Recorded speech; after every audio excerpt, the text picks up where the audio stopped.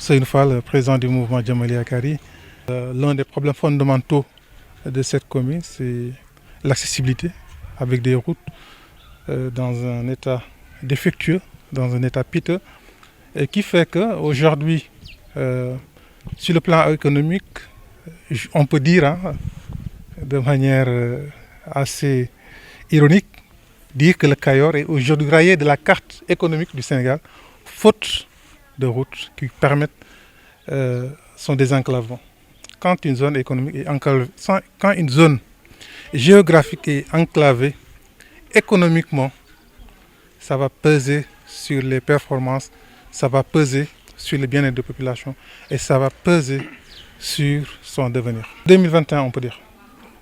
2021, sous l'ancien régime, les travaux ont été lancés.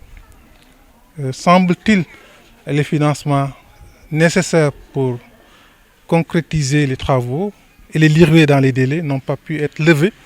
Et quand vous entamez un projet et que vous n'avez pas les ressources nécessaires pour pouvoir finaliser ces travaux, bien évidemment, ça va impacter sur sa mise en œuvre et ça va impacter également sur les délais de livraison. Je pense que la population a fait ce qu'il fallait faire.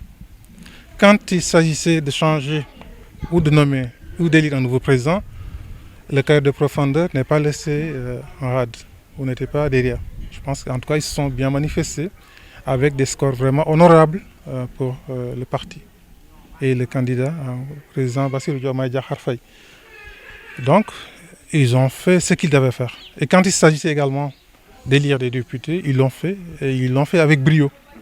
Maintenant, il reste aux autorités de rendre la monnaie de cette pièce, cet engagement patriotique, cet élan patriotique du Cayor envers ce pouvoir. Il revient maintenant au pouvoir de rendre un peu l'ascenseur.